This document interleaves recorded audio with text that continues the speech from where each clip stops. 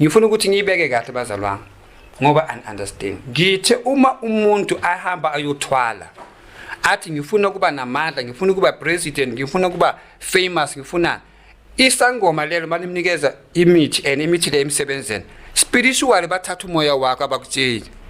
so uma unikezwe lento lekade uyifuna uba rich uba nama business uba angithi manje you are famous uyaqula njengalo aqula ingoma into eyenzakalayo njengoba ngumuntu othwele kunendlu lapha kameleni nekamela nje lingavula umuntu leli kamela njalo ekseni ngithola imali engango 150k yabona ke kusasa iphansi enkandla emabhukwini kulesinga ingesungizwe zobe ngikeni mfowethu lento eniyenze nomthandeni izola ngithandanga K1, and I'm Dakar. That's why the African thing felt like the king of African rap, and that's why also the crown on top of it. But now the Illuminati triangle is standing upright, right? It's the bottom's at the top, right? Because the people that run the world are at the top, it's like the Freemasons and stuff like that. Umuntu ongasindiswa anganayo uJesu kuye ufile.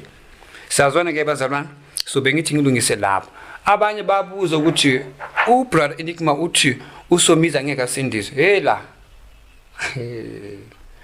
upresident laba bayidress nabo lo wamanje nalo wakhethe kundula naloya as after Mandela nalaba abantu uJesu athi angeke basindiswe ngifuna ukuthi ngiyibeke kahle bazalwane ngoba understand ngithi uma umuntu ahamba ayothwala athi ngifuna kuba namandla ngifuna kuba president ngifuna kuba famous ngifuna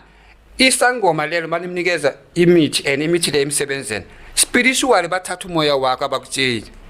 so uma unikezwe lento lekade uyifuna uba rich uba nama business uba angithi manje you are famous uyaqula njengalo aqula ingoma athi Jerusalem all right yes so bayaqula bayenzani usathana ubanikile lento lekade bayifuna spiritually uthatha umoya wakho kodwa bazi so uJesu athi angeke asindiswe lo muntu ngoba umoya wakhe sekaphane ngawo angithi wabo unikezela usathana wamnikeza fame le ayifunayo wamnikeza ama position la awafunayo sinabo management abaningi abo manager emsebenzini makavele manager sonke siyamsaba une dignity bathwele labantu so i position lekathi ayifuna uyitholile but in the spiritual world umoya wakho uhambile inakazi that means uzoba rich ngoba i position le uzoyithola with a good qualification